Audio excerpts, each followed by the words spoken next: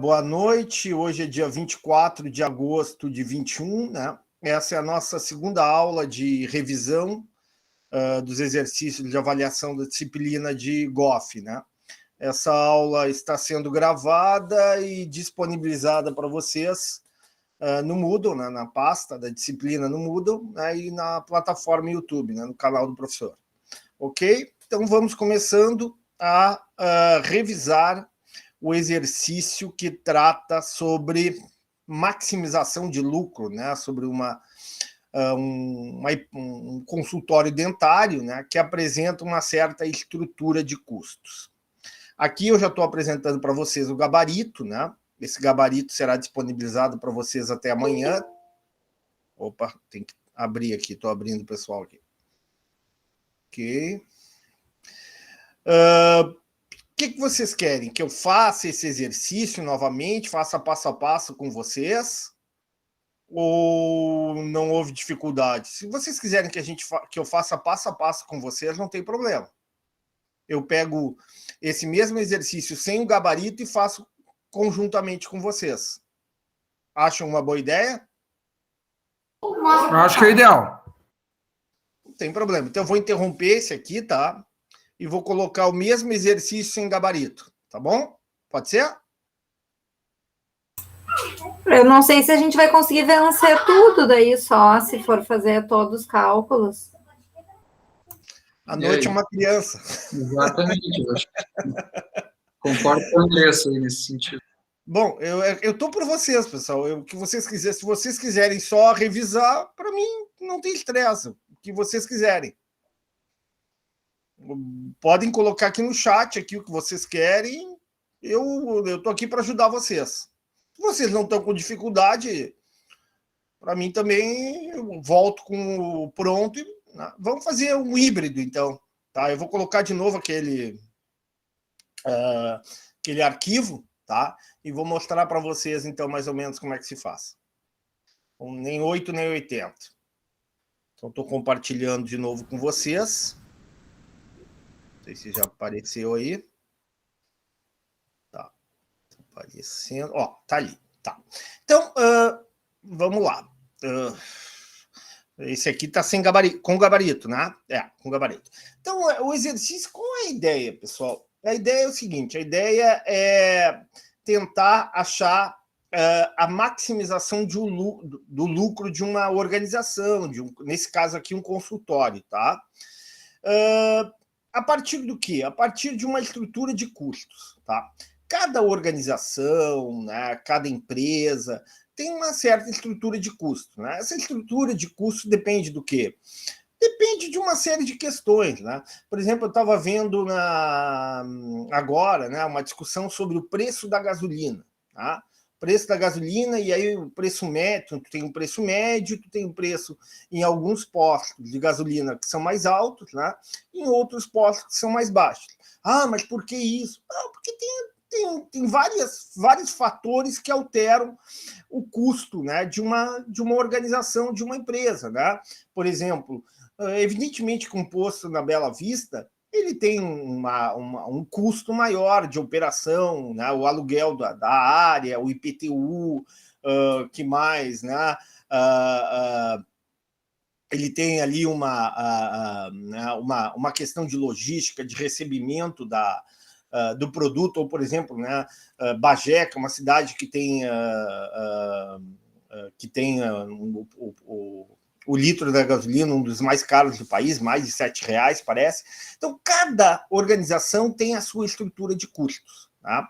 Essa estrutura de custos depende, né? Depende da capacidade de organização, de gestão do administrador. Né? Se ela é mais eficiente, se o administrador trabalha de forma mais eficiente, tanto o custo fixo quanto o custo variável serão menores. Nesse exemplo aqui, o que a gente tem? A gente tem um consultório dentário em que o professor estabeleceu um preço. Ó, observe o seguinte, o preço cobrado para um tratamento dentário é de R$600. Aqui tem uma noção importante, pessoal. A gente, numa economia capitalista, tá? Tu pode trabalhar em diversas estruturas de mercado, tá? A nossa hipótese é que esse consultório dentário, que esse que essa empresa, que esse dentista que é proprietário, o grupo de dentistas que é proprietário desse são proprietários desse consultório, eles trabalham no regime de concorrência perfeita. O que é trabalhar num ambiente ou num regime de concorrência perfeita? É trabalhar num ambiente onde tu não consegue determinar preço, onde tu não consegue estabelecer o preço. O preço é dado pelo mercado. Muitas vezes...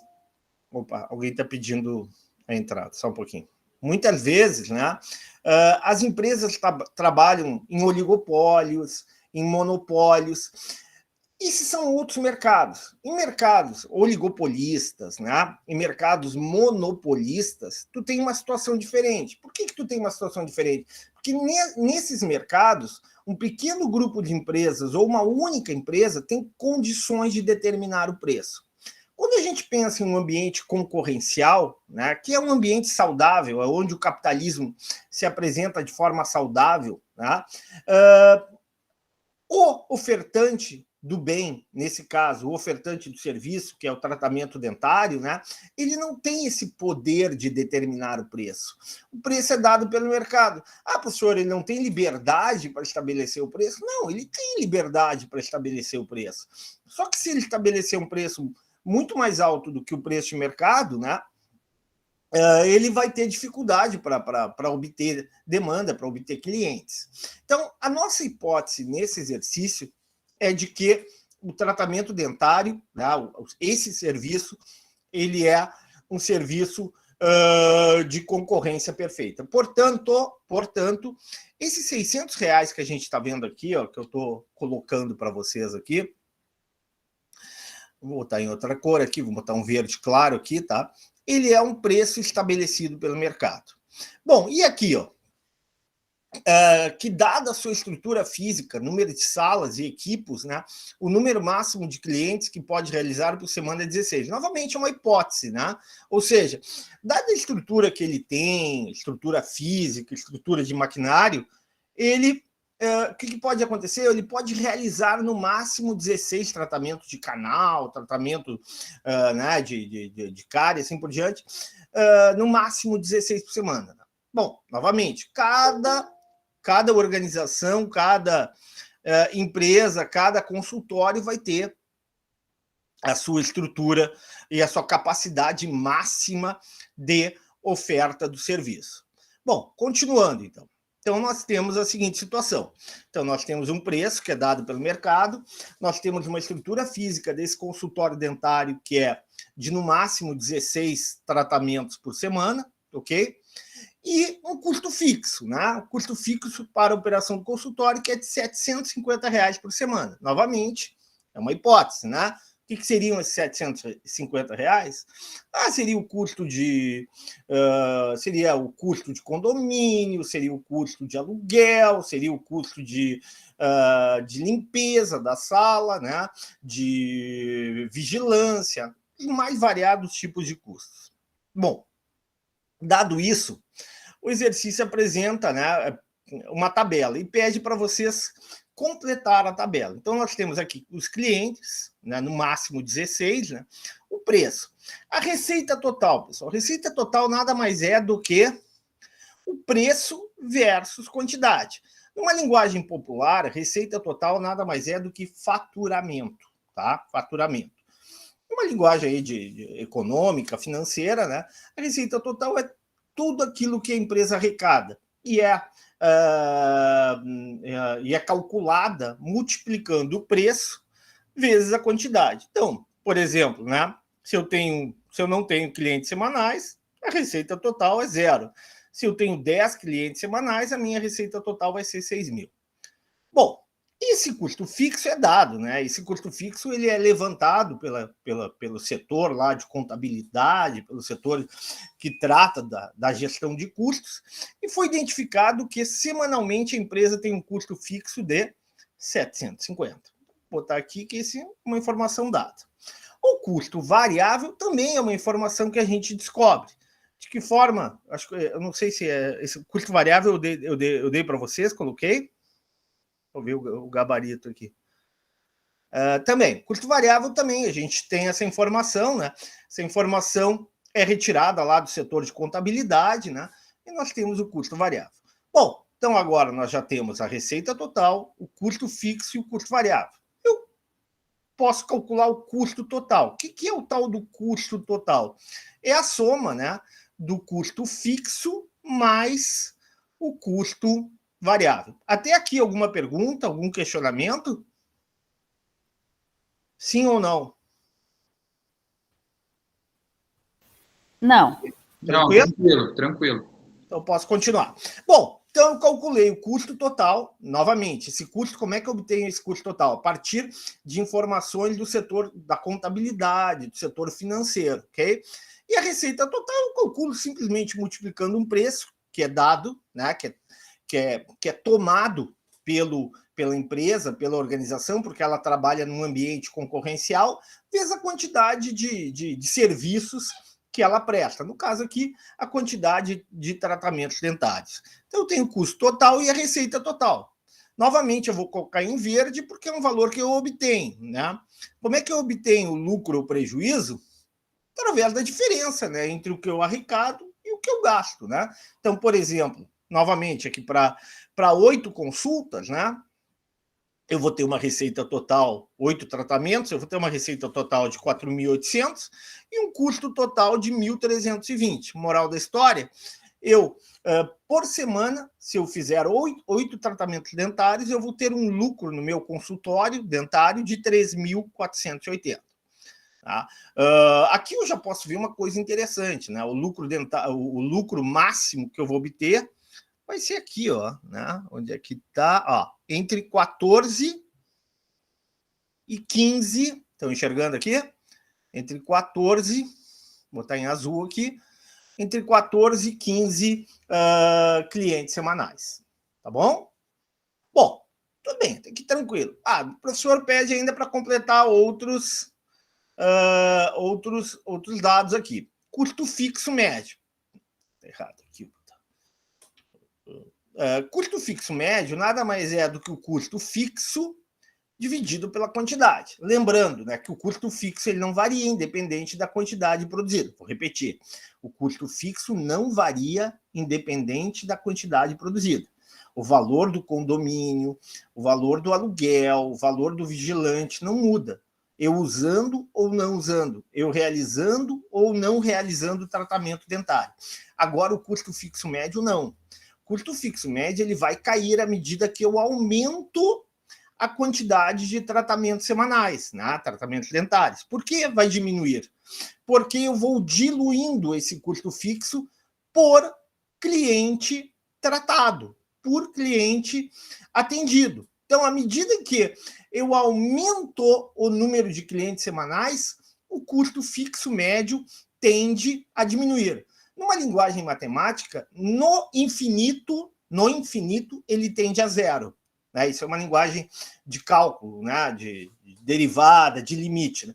No limite, lá no infinito, ele tende a zero. Evidentemente, como não existe infinito, né? Pelo menos aqui no nosso mundinho, a gente vai ter um custo fixo médio decrescente, cada vez menor. O menor custo fixo, dada a capacidade máxima de operação desse consultório, qual é, pessoal? R$ 46,88, custo fixo médio. Ou seja, se eu realizar 16 tratamentos por semana, cada tratamento vai se apropriar, vai absorver um custo fixo médio de R$ 46,88. Vamos supor que o meu único custo fixo seja o condomínio. Eu não tenho vigilante, eu não pago aluguel, assim por diante. Tá? E como é que eu vou chegar a esses 46,88? Eu vou dividir, né, o condomínio semanal, por exemplo, imaginando que exista um condomínio semanal, né, dividir por 16. Aí eu vou chegar à conclusão, né, que cada cliente, né, tem um custo fixo médio de R$ 46,88. Alguma dúvida quanto a esse valor? Algum questionamento? Não. Tranquilo. Então, vou colocar aqui, em outra cor, né? Já que a gente está trabalhando, vou botar aqui num laranjinho aqui. Ok, botei no laranjinho. Custo variável médio é a mesma coisa, né? O que é o tal do custo variável médio? É o custo variável dividido pela quantidade. Tá? Então, esse custo variável médio, ele vai refletir o quê? O quanto eu vou apropriar de custo variável, né, nos diferentes níveis de quantidade tratadas. Então, por exemplo, né, se eu realizar 5 tratamentos semanais, tá, eu vou ter um custo variável de 300. Eu posso chamar de custo variável total, mas é redundante, né? Eu vou ter um custo variável, olha aqui, eu estou passando o mouse, tá? Eu vou ter um custo variável de 300, mas eu estou realizando quantos? Eu estou realizando 5 tratamentos dentários por semana. Cada tratamento vai se apropriar de R$60 desse custo variável total de R$300. O que seria isso?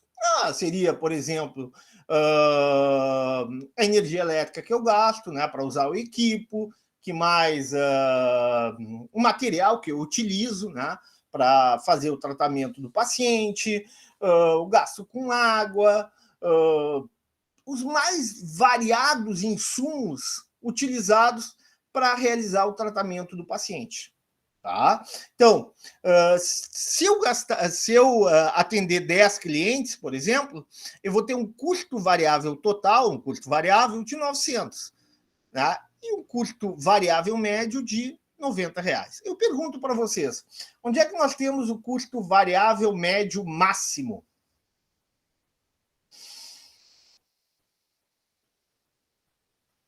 Onde é que nós temos o custo variável médio máximo?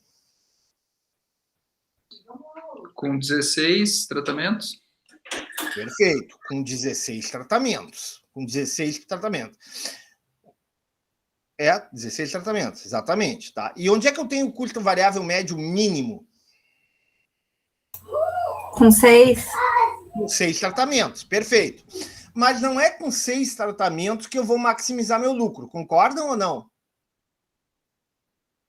Eu vou maximizar meu lucro a que nível?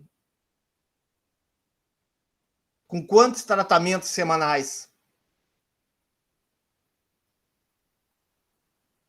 Com 14 ou 15. 14 ou 15, nesse intervalo, né, pessoal? Entre 14 e 15. Depois eu vou explicar que vai ser 14 e não 15, mas tudo bem, nesse intervalo. Então é o seguinte, por que isso acontece? Mesmo eu tendo um custo variável médio mínimo com 6 clientes, eu vou maximizar o meu ganho, o meu lucro no consultório com 14 ou 15. Porque, olha aqui, o que acontece, pessoal? Aqui com 6 é 58,33. Depois começa a aumentar, tá? Começa a aumentar o custo variável médio. Observem, 62,86, 71,25, 80, 90, 101, ok? 112. Mas eu tenho um detalhe aqui, ó. O custo variável médio aumenta, mas o custo fixo médio reduz numa força maior, numa intensidade maior, de maneira que o custo total médio, ao invés de aumentar, vai diminuindo. Se o custo total médio vai diminuindo, o meu ganho vai ser maior por tratamento. É compreensível isso ou não? Ou é muito difícil de entender? Sim, tranquilo. É tranquilo mesmo? Então, assim, o que acontece aqui? Olha, observa, de novo, tá? Não tem problema, a gente vai tranquilo aqui. Eu tenho 6 consultas, eu tenho 6 tratamentos. Ó, o que acontece? O custo fixo médio é 125. E o custo variável médio é 58,33. Moral da história, meu custo total médio, ou seja, quanto é que eu custo para fazer qual é o meu custo por tratamento se eu atender 6 clientes por semana? R$183,33. Quanto é que eu ganho para cada cliente, pessoal?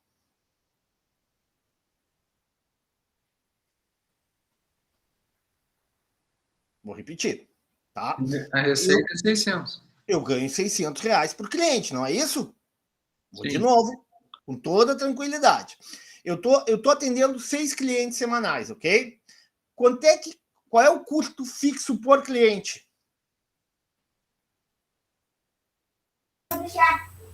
600. Não. Qual é o custo fixo por cliente? 125. Ok. Qual é o custo variável por cliente? 58,33. Ótimo. Qual é o meu custo total por cliente? 183,33. Qual é a minha receita por cliente? R$600. Moral da história. Quanto é que eu vou ganhar por cliente se eu atender 6 clientes semanais? 600 menos? 183 dá. Isso. 600, exatamente. 600 menos 183 com 33. Aliás, aqui tá errado até esse gabarito meu aqui. Eu tô comando aqui, né? Toda essa coluna errada. A coluna lucro eu vou total arrumar aqui. médio está com mais em vez de estar com menos. Isso aí, tem que ser menos exatamente. aqui. Em vez do mais ali é menos, professor. Errei aqui, desculpe. Pronto, vou fazer um copo de bola aqui. Pokébola curva! Pois estou, está com o microfone.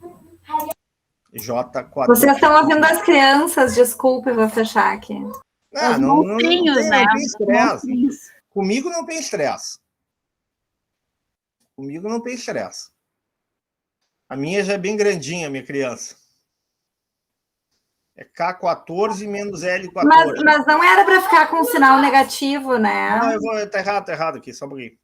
Esse aqui menos esse. Tá. Agora sim. Vou arrumar aqui.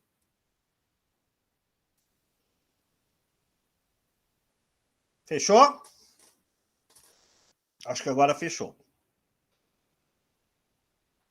Fechou. Agora fechou, tá? Então vamos de novo. Eu vou com calma aqui, vou botar em azul aqui para não dar confusão para vocês, tá?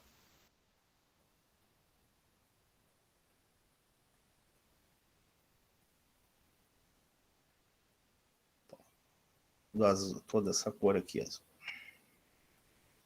Então vamos voltar ali ao exemplo, tá?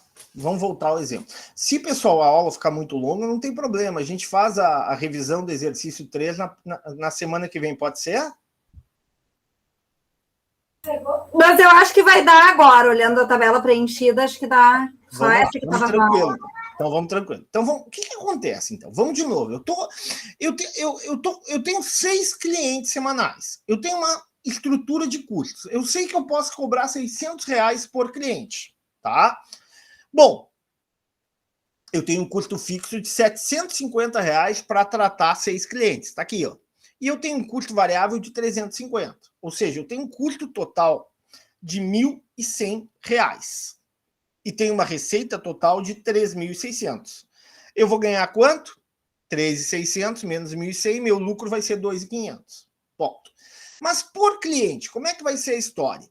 Se eu tenho 750 de custo fixo e eu trato 6 clientes por semana, eu vou diluir esse 750 por 6.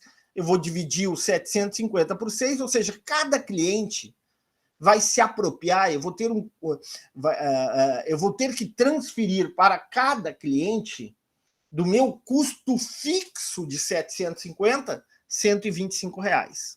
Da mesma forma, dos 350 que eu gasto com insumos, com água, com energia elétrica, com todo tipo de custo associado à prestação desse serviço, cada cliente vai se apropriar de R$58,33. Moral da história. Ao ofertar 6 tratamentos semanais, cada cliente vai me custar R$183,33. Contudo, cada cliente me gera quanto de receita? 600 pila, concordam? Então, a minha receita por cliente vai ser, ó, observem que aqui é sempre igual, ó. Sempre igual aqui, ó. Sempre igual a 600. Por quê? Porque, em média, né, cada cliente vai me garantir R$600. Cada cliente vai garantir 600 reais. Então, voltando aqui, se eu tratar 6 clientes, eu vou ter um custo por cliente de 183,33. Porém, eu vou ter uma receita por cliente de 600 reais. Moral da história, cada cliente vai me dar 416 reais com 67. Bom, tudo bem. Vamos supor que eu trate 10 clientes. O que vai acontecer? Eu pergunto para vocês, vai aumentar o meu lucro ou vai diminuir o meu lucro?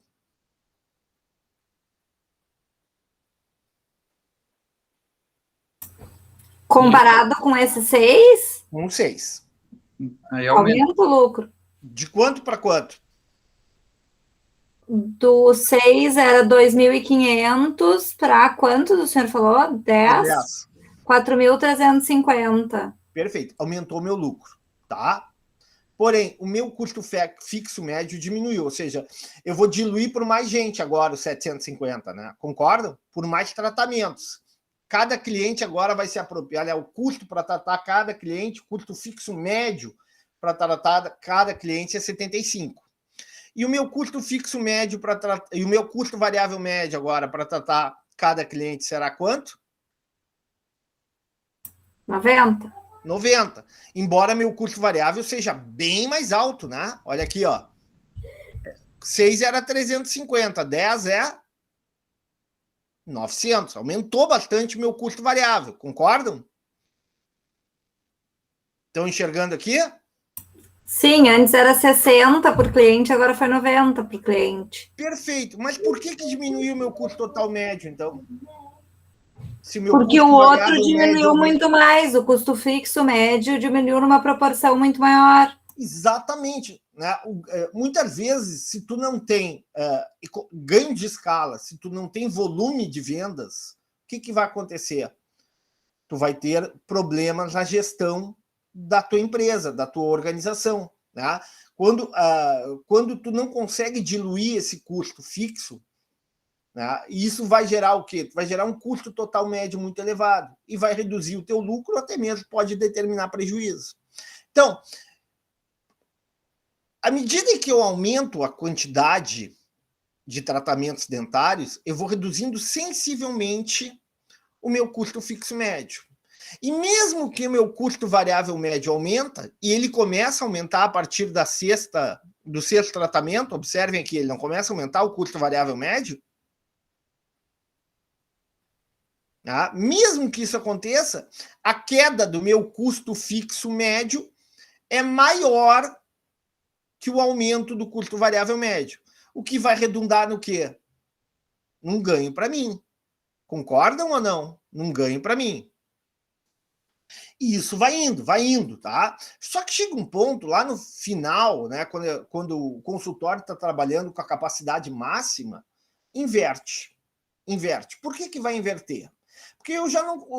O diluir aqui o custo fixo se torna cada vez menor. Olha, no início, observem aqui, da primeira para a segunda consulta, o custo fixo médio caiu de 700 para 375. Caiu pela metade. Na terceira consulta, caiu para 250, de 375 para 250. Ele vai caindo, mas ele vai caindo cada vez menos. Tá? Por exemplo, da 13ª para a 14ª, ele cai R$4, um pouco mais do que R$4, R$4,04. Aliás, R$4,12. Ou seja, o custo fixo médio cai, mas chega uma hora, quando tu já tem um volume de serviço muito grande, um volume de produção muito grande, esse custo fixo médio começa a cair, porém começa a cair cada vez a taxas menores, a taxas decrescentes. Já o custo variável médio, não. Custo variável médio, a gente verificou, e eu falei isso na aula, né? No início ele cai. Por quê? Porque tu consegue trabalhar com um volume de produção maior, né? E isso vai te gerar a possibilidade, por exemplo, um exemplo bem simples, né? Seria comprar, em vez de um pacote de algodão de, não sei qual é a unidade de medida do algodão, mas vamos supor, um vidro de éter. Em vez de um vidro de éter de 200 ml, tu vai comprar um vidro de éter de 1 litro. Aí o vidro de éter de 200 ml está 10, vamos supor que seja 10 reais, não sei, estou chutando, não sei o valor, tá? E o vidro de 1 litro está 30 reais. Eu pergunto, o que é o mais barato? Qual deles é mais barato? O de 1 litro ou o de 200 ml? O de litro. O de litro, ou seja, o teu custo variável médio cai. Entenderam? Através desse exemplo, teu custo variável médio não vai cair, porque tu comprou o litro e tu vai usar para mais... como tu tem escala de serviço, como tu tem escala de atendimento, tu vai usar para mais clientes, consequentemente, aquele éter que tu vai usar para o teu cliente, ele vai ter um custo mais baixo por cliente. Então, num primeiro momento, o custo variável médio cai. Porém, existe uma coisa chamada, e a gente falou em aula, lei dos rendimentos marginais decrescentes, falei de David Ricardo, falei da teoria da renda... Vai chegar um momento, e falei também, por exemplo, do tamanho ótimo das coisas, por exemplo, do tamanho ótimo de uma cidade, vai chegar um momento que tu perde esse ganho. Por quê? Porque fica difícil o gerenciamento, porque fica difícil o monitoramento do serviço. Claro que aqui é um exagero que o professor está fazendo. O professor está fazendo uma forçação de barra, né? Considerando que tu tem o tamanho, né? A escala de produção, escala de tratamento de um consultório pequeno não é tão significativo. Mas mesmo assim, vamos imaginar o seguinte, o que pode acontecer? Para o consultório trabalhar a partir, sei lá, da 12ª, 13ª, 13º cliente semanal, talvez ele tenha que pagar hora extra para a secretária, né? Talvez ele, o dentista que vai trabalhar no consultório, ele vai ter que pagar o estacionamento à noite, deixar o carro dele à noite no estacionamento, e aí o valor é mais alto. Ou seja, algum tipo de custo, né, começa a surgir em uma proporção maior, um custo variável médio. Né? Então, o custo variável médio começa a crescer, olha aqui, ó, a partir do 12, 13, ele começa a crescer de forma significativa, de tal forma que essa queda do custo fixo médio não compensa o crescimento do custo variável médio. Moral da história, o custo total médio começa a subir. E começa a subir de forma muito intensa, afetando o quê? Afetando o ganho, afetando o lucro dessa empresa. Bom, continuando. Perguntas? Estou à disposição. Está clara a explicação? E aí, pessoal? Tranquilo? Sim. Tudo bem, tudo bem. Então tá. E agora eu estou aqui, ó, do lucro total médio. Tá? O que é o tal do lucro total médio? É simplesmente a diferença entre o que eu recebo por cliente e o que eu gasto por cliente. Então, por exemplo, tá? Vou pegar aqui, botar em outra cor. Que está num roxo, tá? Vamos botar aqui no roxo. O que acontece se eu tratar apenas um cliente? Esse cliente vai... Para eu fazer o tratamento de canal desse cliente, eu tenho um gasto de R$850. Mas quanto é que eu vou receber para desse cliente? R$600. Eu vou ter prejuízo, né, pessoal? Não vale nem a pena abrir o consultório. Agora, se eu tratar 4 clientes, tá? Cada cliente vai me dar o quê? Um custo por cliente de R$252,50. Tá? Já cada cliente vai me dar uma receita de R$600, ou seja, eu vou ter um lucro já. Tá? E assim vai indo. Por exemplo, com 9 clientes, tá? Cada um deles vai me dar um custo de R$163,33. E a minha receita total, né, o ganho que eu vou ter para cada cliente vai ser 600. Moral da história, o meu lucro por cliente vai ser 436. Aliás, aqui o meu lucro por cliente é máximo, né? Porém, observe o seguinte, o meu lucro por cliente é máximo, mas o meu lucro total não é. E já vou explicar por quê. Para que eu possa entender por que mesmo eu tendo um lucro total médio, quanto é que eu tenho aqui, ó? Olha aqui, ó. Aqui direitinho para vocês.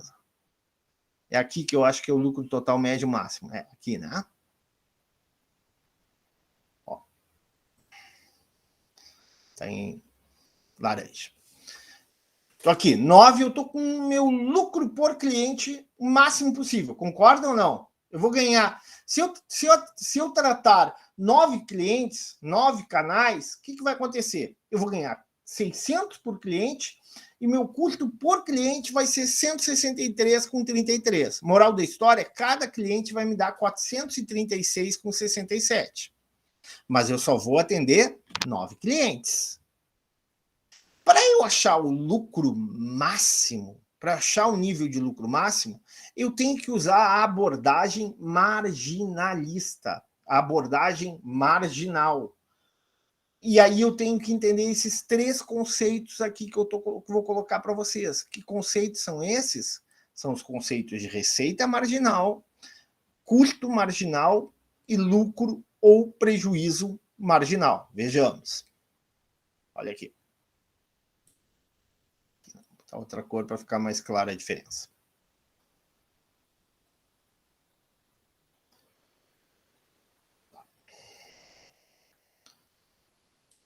O que é esse conceito marginal, né, de ganho ou prejuízo ou perda marginal? É um conceito bem simples, tá? Não é difícil de entender. É o seguinte, ele me diz o seguinte, olha, a cada cliente a mais que eu atendo, eu vou ter um ganho marginal, eu vou ter uma receita adicional, eu vou ter um custo adicional.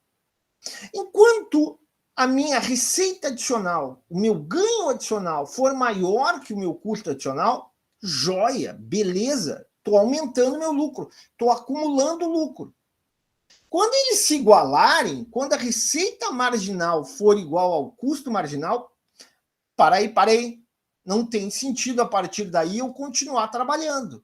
Porque se eu continuar trabalhando, eu vou trabalhar para nada, né? Porque por que eu vou trabalhar se a minha receita marginal é menor que o meu custo marginal? Por que eu vou trabalhar? Por que eu vou atender mais um cliente?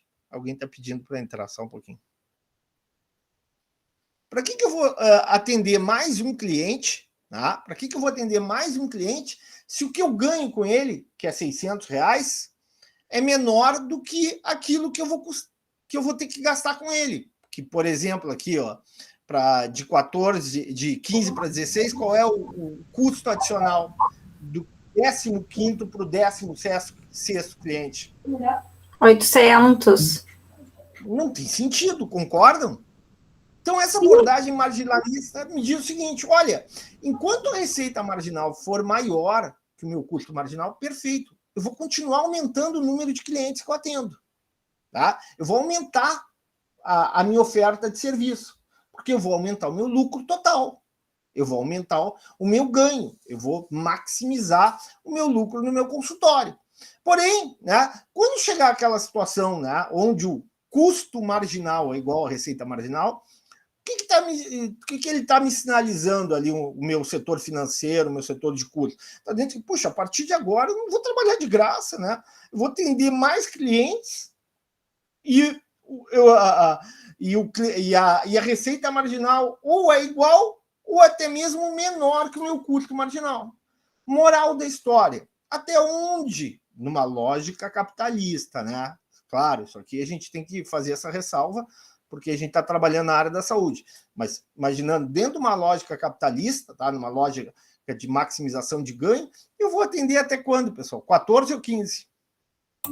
É isso que eu ia perguntar, se vai até ficar igual ou se vai até o 14 ali, porque o 15 foi de grátis. Pois é, dentro de uma lógica capitalista seria 14. Aqui, novamente, pessoal, isso aqui, professor, eu dou aula de cálculo, tá? Então, mas eu não quero ficar falando de cálculo, derivada e limite aqui nessa sala de aula, não tem o mínimo sentido, tá? Então, mas a ideia é a seguinte, ó, tu tem 2 tipos de variáveis na matemática, tem as variáveis contínuas e as variáveis discretas. O que seria uma variável contínua? Eu pergunto para vocês, quantos números tem entre 1 e 2? Infinitos. Perfeito, né? Então, tu tem infinitos números. Quando tu trabalha com o conceito de derivada, tu trabalha com o conceito de variável infinitesimal, de variações infinitesimais. Dentro desse intervalo de 1 a 2, tu tem infinitos números. Só que a gente está trabalhando aqui com variáveis discretas, né, com números naturais. Eu não posso dividir o tratamento dentário em 14,5, em 14,3, em 14,8. Ou é 14 ou é 15. Concordam? Sim. Moral da história, até onde que eu vou tratar o paciente? Até o 14. Até onde que eu vou... qual é o número máximo de clientes semanais que eu vou atender? 14. Tá explicado? Só uma pergunta de curiosidade. Para essa consideração do lucro ou prejuízo marginal, a gente não precisa considerar o gasto que foi feito para montar o empreendimento e se tu já conseguiu retirar esse teu investimento, aí começa a contar só como se tu tivesse no 0 a 0 dos teus custos fixos que estão acontecendo a partir dali, o que tu gastou para montar a consultório, a clínica, coisa, e isso tu desconsidera para levar esse raciocínio de custo ou prejuízo marginal? Aí tu teria outra ferramenta para usar isso, tá? A gente não deu para ver, né? Mas tu teria como trabalhar com esse... ou seja, o que tu faria? Tu faria um outro tipo de análise onde tu iria utilizar esse investimento, vamos supor que tu usou, sei lá, para construir teu consultório, tu gastaste 20 mil reais entre equipo, pintura da sala. Isso aí se chama... Quem é que perguntou? Andressa, assim, ó, puxa, eu adoraria dar para vocês. Eu sei que vocês adorariam aprender, inclusive para as aplicações de você, financeiras de você. Isso é o conceito de matemática financeira ou engenharia econômica. Aí eu teria que usar o conceito de valor presente líquido. Né? Eu teria que elaborar um fluxo de caixa para você. Não dá para dar tudo para você. Né? Isso faz parte dessa cadeira. Né? Eu teria que construir um fluxo de caixa com entradas e saídas dentro de um horizonte temporal, né? Sei lá, 5, 10 anos, 3 anos, 36 meses, a gente poderia trabalhar de acordo com o tipo de organização, e a partir desse fluxo de entrada e saídas que eu apresentaria, eu justamente observaria o período necessário para recuperar o capital, né? Quantos meses eu tenho para recuperar esse investimento, a partir dali quanto que eu iria ganhar, tudo isso eu posso fazer com essa ferramenta, né, que é a engenharia econômica ou matemática financeira. Infelizmente, né, gostaria muito de passar para vocês essa ferramenta, mas é impossível passar tudo numa simples aula em 6 encontros. Né? Já estou dando demais. O profissional que faz isso para analisar, e o profissional que faz isso para analisar se um empreendimento ele tem viabilidade financeira ou não, é um economista, no caso. Ou um administrador financeiro. Isso chama viabilidade econômico-financeira, né? Quando tu faz um projeto, né, tu faz a viabilidade técnica, né? Geralmente, né, por exemplo, tu vai construir um prédio, tu vai construir uma obra de arte, lá, uma ponte com viaduto, assim, uma obra pública, né, um hospital, né? Tu faz a parte técnica, né? Tu faz o projeto técnico e faz a parte financeira, né? A viabilidade econômico-financeira. Aí sim, aí o que o economista, o administrador, pode ser um engenheiro, não tem problema, ou mesmo um médico, um dentista, qualquer outro profissional que tenha o conhecimento dessa área financeira, né? Ele vai justamente elaborar fluxos de caixa, vai elaborar cenários, né? Geralmente a gente trabalha 3 cenários, cenário pessimista, um cenário realista, porque tu tá trabalhando com horizonte temporal, né? Está projetando receitas e despesas futuras. Tá? Então, geralmente, tu trabalha com 3 cenários: o cenário pessimista, o cenário realista e o cenário otimista. E aí tu coloca, tu constrói esse fluxo de caixa, tu constrói a tua previsão de receita, a tua previsão de despesas, né? O investimento inicial. Tem uma série de itens que tu vai colocar nesse fluxo de caixa. Tu vai colocar uma taxa de desconto, que é uma espécie de taxa de juros, né? Porque quando tu trabalha com dinheiro ao longo do tempo, tu tem que descontar o valor, né, desse dinheiro. Ou tu acrescenta quando tu joga esse dinheiro para o futuro, ou tu desconta quando tu joga para o presente, né? Então, é muito legal. Eu gosto muito disso, sinceridade, né?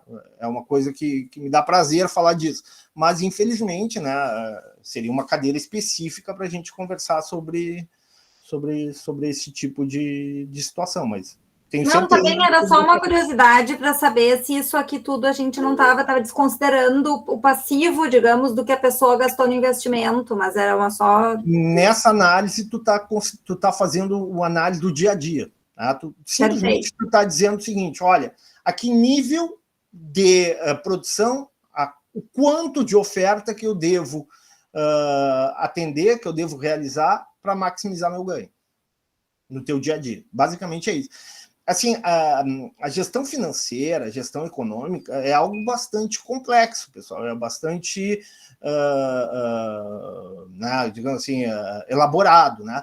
Um bom administrador financeiro, né? Um economista, um engenheiro de produção que manje realmente dessa área, ganha muito dinheiro. Ganha muito dinheiro porque isso é uma informação valiosíssima para uma organização. São poucos que conhecem, né? São poucos. Infelizmente, a maior... e principalmente na área da administração, não quero fazer uma crítica, mas não sou administrador, respeito, minha mulher é administradora, minha mulher é contadora, é administradora, respeito a profissão, mas eles têm muita dificuldade nessa área. Para isso, tu tem que ter um embasamento matemático mais robusto, né, pessoal?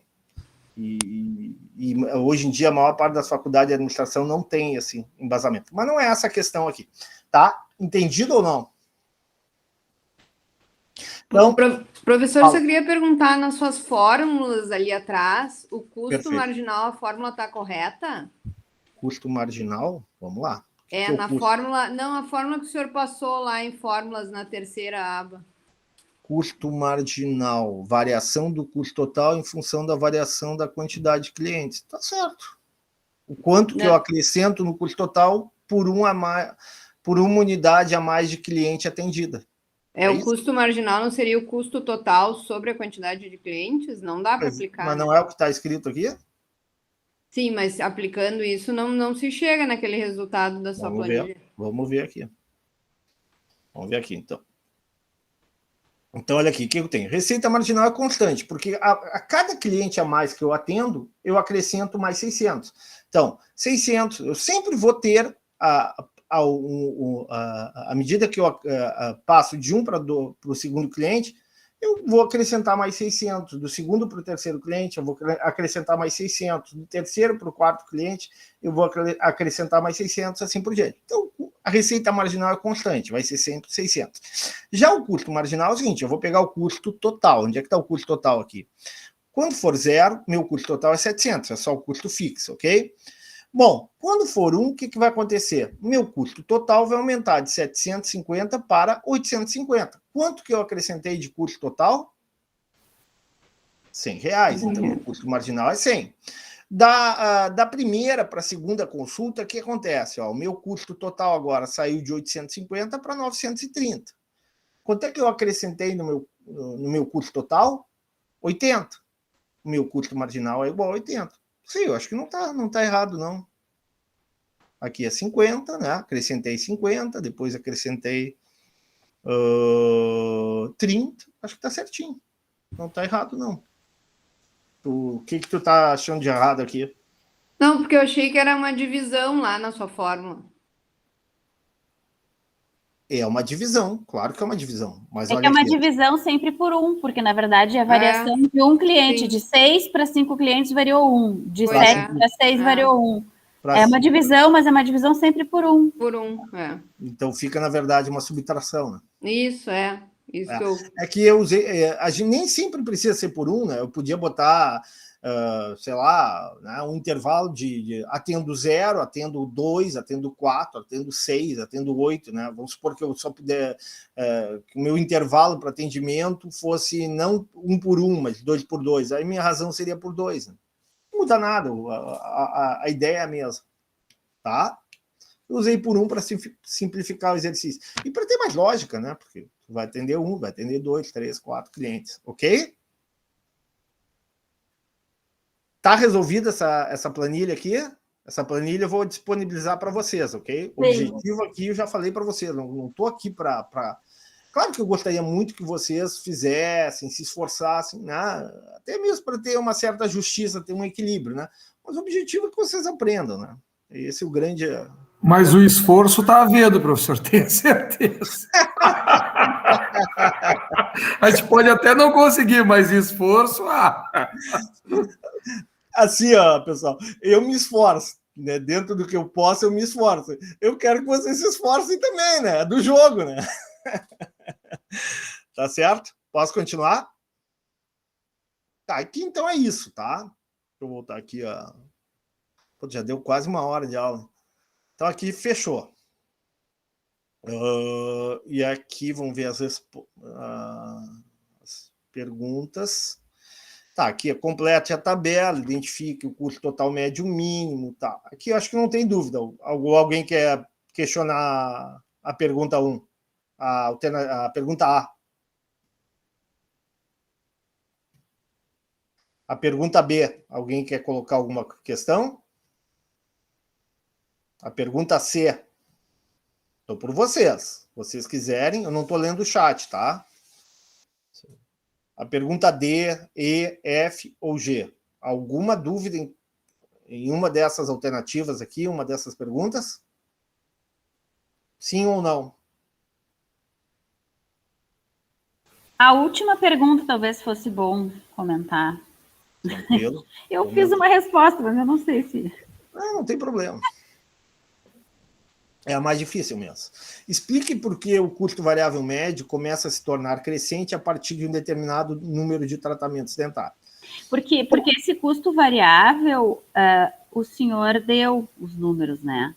Ali, informou para nós qual era o valor do custo variável. Na verdade, quem dá isso é a contabilidade. Não, claro, mas estava ali na planilha já desde o início. Perfeito. Tá, então tá. Não, daí eu... Não, é aquilo que eu falei para vocês. Novamente, pessoal, essa teoria, ela vem, né, daquela ideia lá dos ingleses, né, lá da...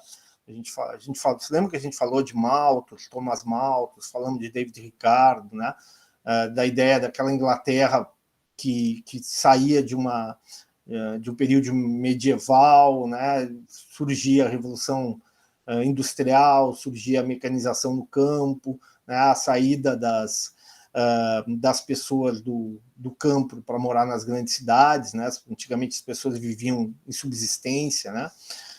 Ou na subsistência, consequentemente com baixa produtividade. Mas esse movimento foi muito rápido, né? Esse movimento de saída das pessoas do campo para as cidades foi muito rápido. As pessoas deixaram de ter aquele sustento, deixaram de ter aquele ganho alimentar que tinham, né? Porque produziam um alimento, e passaram a depender do alimento produzido por outros. E a demanda alimentar começou a aumentar muito, né? Por quê? Porque muitas pessoas começaram a morar na cidade e deixaram de produzir o seu alimento do dia a dia. E aí, aquela ideia, à medida em que eu tenho que expandir a área agriculturável, e eu tenho um país que é frio, né? É um país que tem um solo que não é um dos melhores, né? A gente sabe que a Inglaterra, né, não é exatamente o forte da economia inglesa não é a produção agrícola, né? Se a gente pegar ali na Europa Ocidental, as terras mais férteis são a França, né? Se pegar o leste da Europa, e sim, tu vai pegar a Ucrânia, Rússia, que são regiões também que têm terras bastante férteis. Mas a Inglaterra não tinha terras férteis. Então, o que acontecia? À medida em que a população demandava cada vez mais alimentos, né, para produzir esses alimentos, tu tinha que expandir a área agriculturável. E aí tu tinha que usar terras cada vez menos férteis. Na medida em que tu usa terras cada vez menos férteis, tu vai ter que botar mais adubo, tu vai ter que adicionar mais trabalhadores para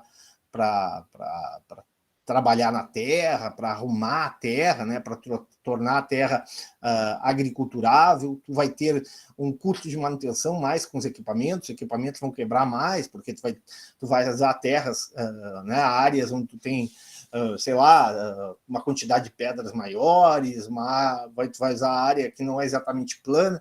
Moral da história, o teu custo variável vai crescer a taxas crescentes, tá? De tal forma que o custo do alimento vai aumentar. O custo do alimento aumentando, gerou uma série de problemas. Aliás, boa parte, né, da teoria, da obra de Marx, né, da ideia da... Claro, o comunismo tem com livro, aliás, um livro muito bom, estou aqui atrás até com o meu livro, o Thomas Morris, Utopia, não sei se vocês já leram, que é a base da ideia do socialismo, né, da divisão de bens. Né? Mas depois o Marx chega com o socialismo científico, né? Marx, que era judeu-alemão e que foi morar na Inglaterra, né, e fez toda a sua obra na Biblioteca de Londres. E ele...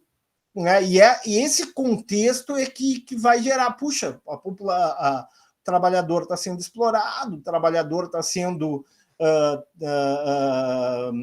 utilizado de forma extremamente intensiva pela indústria, principalmente a indústria têxtil inglesa, né? E o preço dos alimentos cresce. Claro, o preço dos alimentos crescia, por quê? Porque a demanda por alimentos era cada vez maior, né? E esse alimento ele é produzido a um custo variável crescente. Aqui, nesse caso, como eu falei para vocês, é uma forçação de barra, mas o que eu poderia dizer aqui? Por que o custo variável médio torna-se crescente nesse consultório dentário? Porque a partir de determinado número de consultas semanais, né, eu vou ter custos adicionais. Por exemplo, eu vou ter que trabalhar no período da noite, aí eu vou ter que contratar um vigilante, né, porque é uma região... Meu consultório está numa região meio perigosa, né? Uma região onde tem assaltos. Então, a partir de determinado horário, né, a rua deixa de ter um movimento significativo, eu vou ter que contratar um vigilante a partir das 6 horas até as 9, onde o consultório fica aberto, das 18 às 21 horas. Ou mais do que isso, eu vou ter que pagar hora extra para minha secretária. Tá? Então, esses custos, né, o custo da hora extra é maior do que o custo da hora trabalhada, né, no seu período normal. Então, o que tu vai ter? Tu vai ter, à medida que tu estende, tu chega a um determinado nível de produção, tu vai ter um custo variável crescente.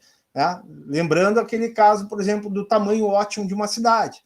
O tamanho ótimo de uma cidade é uma cidade como Caxias, né? Onde tu tem uma concentração urbana, onde tu consegue ter ganhos de escala na oferta de energia elétrica, de serviços elétricos, de serviços de água. Né? Tu tem um tamanho certo, onde tu, para construir, por exemplo, sei lá, para tu construir uma linha de metrô não é tão caro, porque o custo de desapropriação não é tão caro, porque a densidade demográfica não é tão alta. Tem que só ligar aqui. Já em contrapartida, cidades como a Cidade do México, São Paulo, são cidades demasiadamente grandes, onde tu tem que ter... O pessoal tem que pegar aqui rapidamente o meu carregador aqui, senão vai cair. Está com menos de 10%. Só um pouquinho.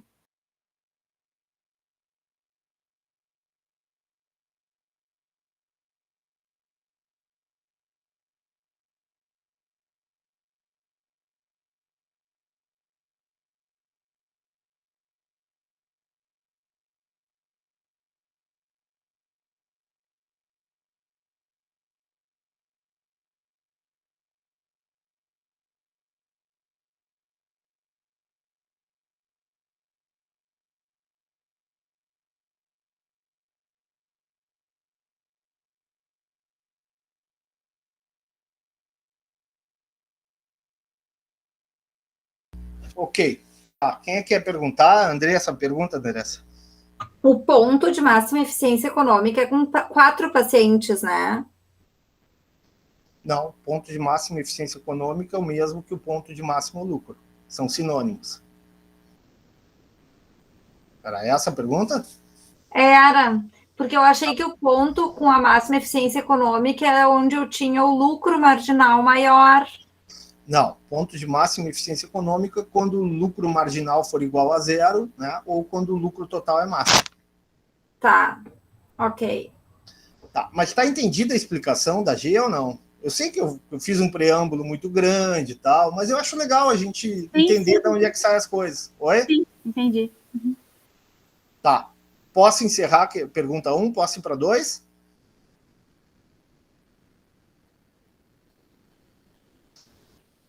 Quem cala, consente, né, pessoal? Sim. Tá. Então tá, vamos lá. Para 2 aqui, então. Então, na 2, o que nós temos aqui na 2, tá?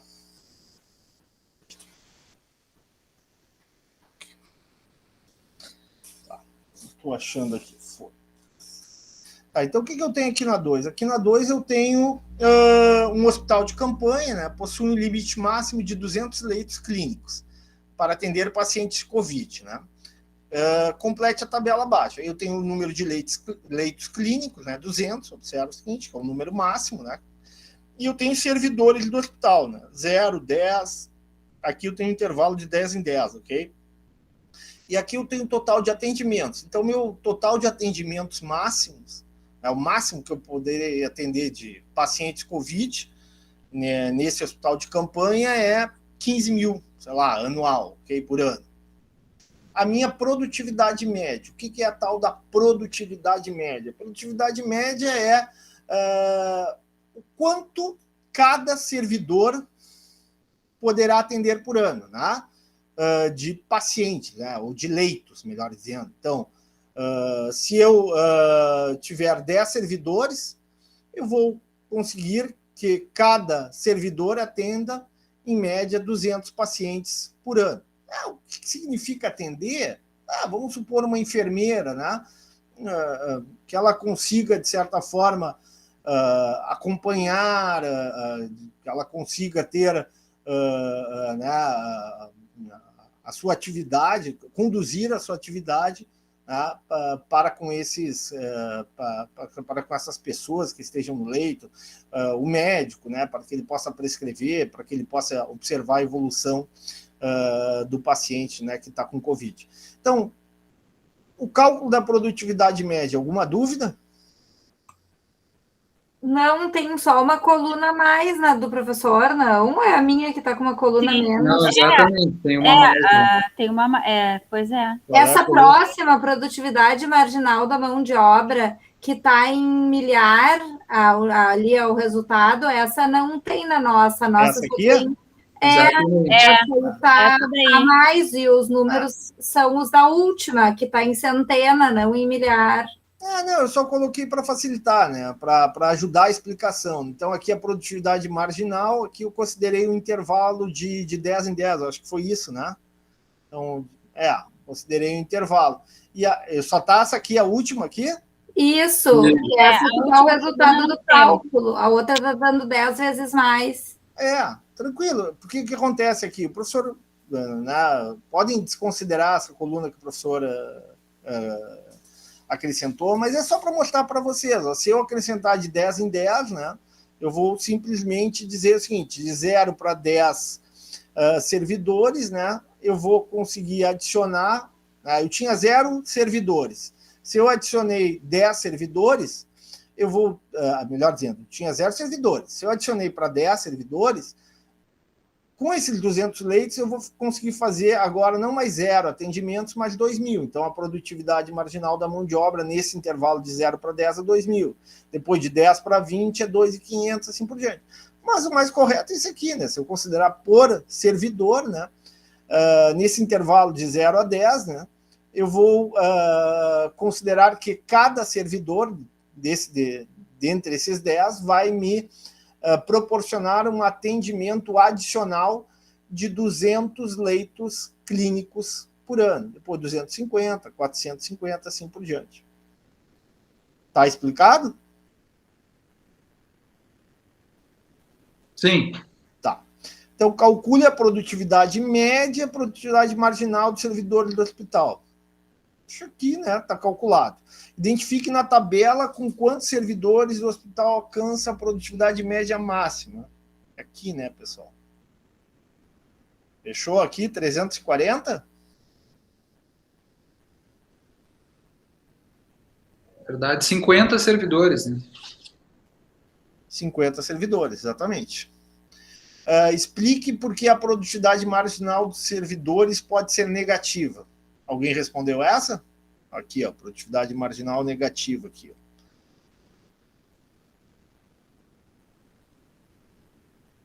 Ó. Alguém respondeu essa? Porque porque reduz proporcionalmente o número de pacientes atendidos em relação ao número de pessoas trabalhando. Seria isso. Tá, olhando para a tabela assim. É claro que é uma situação meio improvável de acontecer, novamente, né? Mas vamos imaginar o seguinte, numa organização ou num hospital muito grande, tá? Chega uma hora, né, que se tu acrescentar profissionais, seja profissionais de saúde, né, seja qualquer tipo de profissional, e tu não conseguir determinar uma tarefa específica, novamente, é uma situação economicamente que não é interessante. Ninguém vai atender, aumentar, melhor dizendo, o número de servidores para ter uma produtividade marginal negativa. Tá? Concordo? Não tem mínimo sentido. Tá? Mas seria uma situação assim, tipo, o número de servidores é tão grande, tá?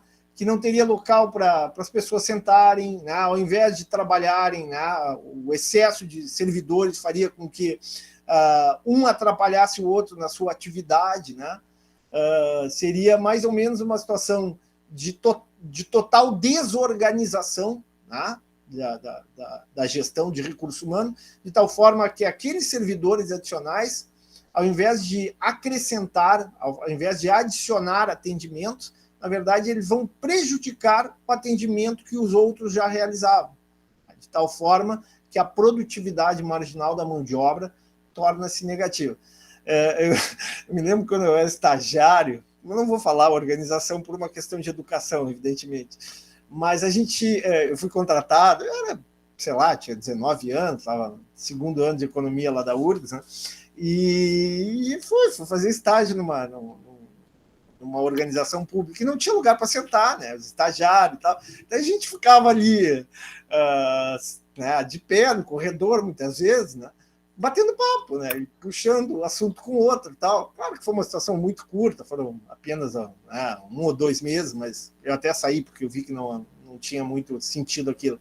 Mas, na verdade, o mais atrapalhava os que estavam fazendo as tarefas do que propriamente contribuindo na execução de atividades. É uma situação extrema, mas é ilustrativa. Entenderam? Sim ou não? Sim. Tá. Então, está aqui, explique qual a relação entre a queda da produtividade média e a lei dos rendimentos marginais de aquecimento. Eu já falei, né? Por que vai cair a produtividade média? Porque quando os custos sobem, né? Quando os custos sobem, geralmente tu vai ter que contratar mais trabalhadores, tu vai ter que contratar mais insumos, mais matéria-prima, ou seja, tu vai usar numa quantidade mais intensa. E isso vai determinar uma queda da produtividade média do trabalho. Basicamente isso, e tem muito a ver com a resposta que eu dei anteriormente, né, que eu fiz uma resposta mais alongada. E nesse aqui, o ponto com a máxima eficiência econômica em termos de produtividade é com 80, então, funcionários. Andressa, né? Andressa, assim, máxima eficiência econômica, tá? Deixa eu te explicar o que é esse... até é bom porque tu tá bem interessado. Tem um economista italiano, tá, chamado Vilfredo Pareto. Foi um grande matemático, economista, tá? E ele estabeleceu esse conceito de máxima eficiência econômica a partir de cálculos matemáticos, tá? Então, assim, quando a gente pensa em máxima eficiência, na área da saúde, nós temos o conceito de eficácia e efetividade, não é isso, Andressa? Sim. Tá? O conceito de eficácia tem a ver, pelo que eu aprendi na área da saúde, seria o seguinte, né? Seria, por exemplo, tu dar um medicamento. Para tu determinar a eficácia desse medicamento, né, tu teria que medir o resultado desse medicamento em condições controláveis, né, observando lá o paciente, verificando se ele está tomando esse medicamento no horário certo, de acordo com na dosagem certa, assim por diante. Aí tu verificaria, por exemplo, a eficácia de uma vacina, Tá? Já a efetividade é nas condições rotineiras, nas condições cotidianas, né? Considerando as questões ambientais, considerando questões que podem afetar a eficácia do medicamento. Via de regra, a efetividade é menor que a eficácia. Estou certo no meu raciocínio ou não? Perfeito, está certo. Tá. Eficiência é um conceito mais econômico, tá? É um conceito que diz o seguinte: o que é ser eficiente? Tá? É maximizar, tá, ganhos. Tá? Vamos supor assim, tu tem duas situações. Tá? Tu está sendo eficiente quando a um mesmo custo tu ganha resultados maiores, tu obtém resultados maiores, tá? Ou vou tentar ser mais claro, não estou sendo claro o suficiente. Deixa eu pensar um pouquinho mais para fazer uma resposta mais lógica. Eficiência econômica seria, a um mesmo custo, eu gerar uma produção maior, ou eu gerar uma mesma produção a um custo mais baixo. Eu estou sendo eficiente, de uma forma ou de outra. Vou repetir. O que é ser eficiente? Né? É conseguir, ao mesmo custo, produzir mais com a mesma qualidade, tá? Ou produzir igual e com a mesma qualidade a um custo mais baixo. Isso é o conceito de eficiência. Me fiz claro, Andressa? Sim. Tá? Isso é eficiência econômica. Então, aqui eu não estou medindo eficiência nessa tabela. Tá? Em tese, é o seguinte: quanto maior a produtividade média, maior a eficiência do trabalho. Tá? Ou seja, o que eu estou dizendo? Quando eu tenho uma produtividade média máxima, eu estou utilizando da forma mais eficiente possível os meus trabalhadores, os meus servidores do hospital. Por quê? Porque eu estou conseguindo atender um maior número de leitos clínicos por servidor contratado, por servidor atuante no meu hospital de campanha. Tá? Isso eu posso dizer. Tá? Então, quando eu estou com 50 servidores, o que eu vou fazer? Eu vou fazer uma combinação, a melhor combinação possível entre o número de leitos clínicos e o número de servidores do hospital. Tá? De tal forma que essa combinação vai me propiciar o quê? Um aumento de 13 mil atendimentos para 17 mil. Ou seja, eu vou conseguir realizar 17 mil atendimentos anuais com essa combinação, 200 leitos clínicos e 50 servidores do hospital. Se essa combinação é a melhor possível, eu posso dizer que é a combinação, né, com a máxima eficiência econômica. Por quê? Porque a produtividade de cada servidor será máxima. Entendido ou não? Eu entendi, eu só não... Eu tinha aplicado esse raciocínio que eu entendo aqui no 50, naquela outra planilha, por isso que eu lhe perguntei na outra se o ponto da máxima eficiência era ali quando tinha, eu acho, 6 atendimentos. Mas daí o senhor disse que não, que o ponto da máxima eficiência era quando o lucro total era máximo e não quando o lucro marginal era o maior. Olha aqui, ó. Olha o conceito que o professor falou agora há pouco. O que é o conceito de máxima eficiência lá do Pareto, lá do italiano matemático Pareto? Máxima eficiência, dada uma gestão de custos, eu obtenho o máximo resultado. Lá na tabela anterior, o que eu tinha? Eu não tinha uma certa estrutura de custo? Qual era o meu máximo resultado, Andressa? Com quantos? Sim, com era 16, com 14. Com 14, desculpe. Com 14 consultas, né? Melhor dizendo, com 14 tratamentos dentários. Ou seja, eu tinha uma estrutura de custo, que é dada, eu não aumentei nem diminuí a minha estrutura de custo. Ela está inalterada, ela está fixa. Então, como é que eu vou medir eficiência econômica? Eu vou medir eficiência econômica do outro lado. Tá? Com máximo ganho. Onde é que eu tenho o máximo ganho ali, naquela tabela? Com 14 tratamentos dentários. Aqui, como é que eu vou medir eficiência econômica? Eu vou medir eficiência econômica com produtividade média máxima, com a melhor combinação de 2 recursos que são necessários num hospital de campanha. Quais são? leitos clínicos e servidores do hospital. Tá, eu entendi agora. Eu tinha aplicado o mesmo raciocínio para as duas tabelas, e daí por isso que me confundiu toda, mas agora já desconfundiu parcialmente, eu tenho que só metabolizar a informação. Quero te elogiar aqui pelo teu interesse, né? Realmente é um assunto que não deve ser muito... não deve ser, pelo menos não é o dia a dia de vocês, mas eu acho legal que vocês estejam envolvidos com isso. Fico muito feliz mesmo, olha. Já é isso que eu quero, né? Quando eu dou uma cadeira, quando eu passo o conhecimento que eu tenho, eu quero que vocês se envolvam e aprendam aquilo que eu estou tentando passar. Tá, vamos lá. Vamos cortar aqui, vou interromper esse aqui e vou abrir o outro, ok? Embora o outro, eu vou te dizer, o outro é mais teórico, né, pessoal? Tem muita dificuldade, né? Ou teve dificuldade esse último aqui? O cérebro já estava fundido no último. O último já foi pescocuia. Vocês é quem sabe. Se vocês quiserem deixar esse último para um outro dia, para semana, terça-feira que vem, para mim não tem problema. Quem realmente fez esse exercício? Sinceridade aí na sala, pode falar.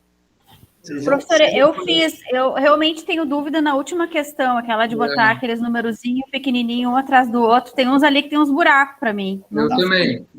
Tá, tenho isso aí. Tá. Essa última. Essa aí eu vou fazer o seguinte, tá? Essa aí eu não vou responder aqui para vocês, porque eu vou dar... Esse aqui, depois eu me arrependi de ter colocado. Essa aqui, né? Essa aqui eu vou essa daí ficou com umas lacunas. Essa aqui é uma parte muito técnica de classificação qualitativa. Eu vou responder para vocês. Eu vou colocar o gabarito para vocês e provavelmente talvez eu faça um áudio explicando essa questão para vocês, tá? Direitinho do meu gabarito. É que assim, com os slides da aula a gente consegue preencher a maioria e acessando ali o link, entendeu? Mas falta alguns, não tem algumas respostas ali, que aí a gente teria que, sei lá, pesquisar no Google. Coloca o que tu já tem não tem sentido. Depois eu até vou te falar, depois eu novamente, né? Achei, não tem muito sentido, e não tem por que também ficar descobrindo a classificação funcional. Então, eu não tenho... Tira essa, professor. Tira essa. Tirar também. Também não tem problema. Simplesmente, se você... Eu por obrigação, eu vou colocar... eu vou tentar responder e colocar no gabarito de vocês, ok? E a outra que eu fiquei com dúvida é na anterior, que pergunta das ações do Banrisul. Ali também eu não sei se... Esse aqui não tem problema, 10, né? Tá tranquila, 10? Tá. A 10 tá tranquilo. Tá. Essa do Banrisul ali também não sei. O que tu botou? O que eu botei? Eu botei primeiro ali na letra... Não tem letra. Eu botei originária, depois orçamentária financeira, extraordinária, perfeito, facultativa. Tá, agora eu já me enrolei ali. Botei que é de capital, aí eu já não sei. Botei alienação de bens, não sei. E no último, recursos do tesouro, ordinária não vinculada. Então, assim, o que tu tem? Aí eu não sabia. Esse aqui é um exemplo, né? Com base na classificação por fonte, ver exemplo abaixo, classifica os seguintes potenciais. Esse aqui não tem, eu não coloquei para vocês a fonte para pesquisarem? Ó,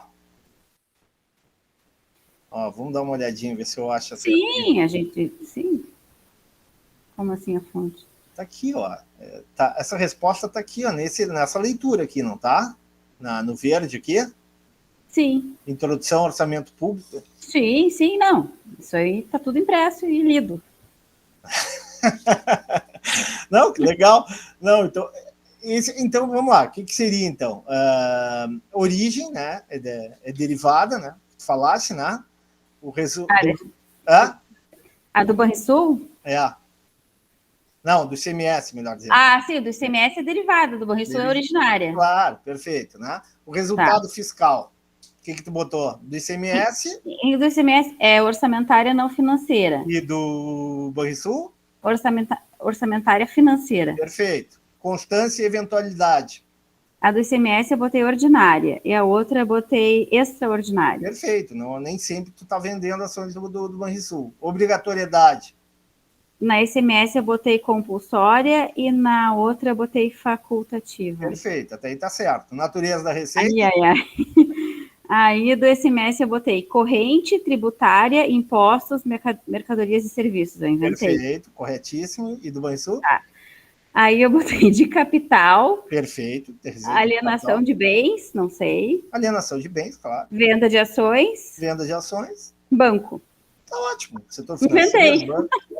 Tá, perfeito. E destinação de recursos? Daí, ali no ICMS, eu coloquei recursos do Tesouro, ordinária. Uhum. E no Banrisul, eu coloquei recursos do Tesouro... extraordinários. Extraordinária, então não sei. Ou não ordinários, pode ser. Entendeu? Não regular. Tá respondido? Tá. Parabéns, Lia. Parabéns mesmo. Show de bola. Tá? Aqui é a diferença. Aqui é só leitura. Não vou responder para vocês, porque vocês têm que ler. Aqui também, ó, basicamente... A 1 eu não achei a resposta no... A 1? Essa aqui é legal de falar. Vocês querem? Então com paciência? Sim. Esse sim não foi muito... não foi... Sim, eu achei a resposta. Eu achei também. Mas vale comentar, vale comentar. Assim, pessoal... Depois eu me embananei lá na 5B, lá, depois se der para dar uma comentada. Tá, eu vou falar um pouquinho da 1, depois eu vou falar da 5, então. Então, o que acontece, pessoal? A gente, assim, vou dizendo para vocês, tá? Vocês terão professores com um viés mais de esquerda, né, no curso de vocês, tá? Normal, isso faz parte. A universidade já diz o nome, né? Plural, né? Diversa, isso é legal. O professor não é um liberal autêntico, mas ele né, eu praticamente acredito no capitalismo. O capitalismo é melhor do que todos os outros sistemas. Não que ele seja perfeito, mas está longe de ser... nenhum outro se aproxima do capitalismo. Só que o capitalismo apresenta falhas. Tá? E essas funções, a função estabilizadora, locativa e distributiva, vem do pai da economia, né? Do pai do pensamento capitalista, um cara chamado Adam Smith. Tá? Tem uma obra maravilhosa dele chamada Riqueza das Nações. Tá? Explica muito o porquê né, de que um país... né, cresce, o país se torna rico, tem muito a ver com a questão da produtividade na mão de obra, produtividade do trabalho. E hoje essa produtividade está muito associada à questão do capital humano, tá? Da formação de capital humano. Bom, mas não é essa a questão.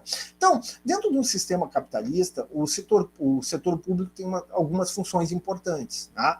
É a função estabilizadora. Então, o setor público ele é responsável por, digamos assim, pelo controle, pela gerência, pela administração das chamadas variáveis macroeconômicas. O que seriam essas variáveis macroeconômicas? Então, por exemplo, a moeda. A moeda é a preservação do valor da moeda é uma garantia de soberania nacional. Né? Então, preservar o valor da moeda é algo muito importante. Né? A nossa querida Argentina, por exemplo, é um país que perdeu os governos, sucessivos governos de esquerda, de direita, centro, não interessa qual, eles perderam um pouco essa visão. Tanto é que o argentino ele não confia mais na sua moeda, né? Ele transforma praticamente toda a sua riqueza, pega o seu excedente de renda e geralmente gasta em dólares ou compra dólares, né? Ou seja, a função estabilizadora é o papel do governo para zelar pelo valor da moeda, pelo controle da inflação, pela determinação da taxa de juros, pela questão de equilíbrio da balança, né, de pagamentos, pela geração de emprego, geração de renda. Então, num sistema capitalista, o Estado tem esse papel. O Estado tem o papel de estabilizar. Por quê? Se a gente observar qualquer economia capitalista, pode ser a economia americana, brasileira, as economias europeias, a gente vai ver que essa economia ela cresce em ciclos. né? O capitalismo ele não é algo linear, né? O crescimento de uma economia capitalista não é algo linear. Ele tem os chamados ciclos econômicos. E esses ciclos econômicos, para um economista, muito, né, parece normal, mas isso afeta a sociedade, isso afeta, né, a questão do emprego, da renda, gera uma série de desigualdades, gera situações de prejuízo social, né? Então, novamente, aí entra o papel do Estado no equilíbrio dessas variáveis, na diminuição da volatilidade, né, da variância, né, dessas variáveis macroeconômicas. Essa é a função estabilizadora. A função alocativa é o seguinte,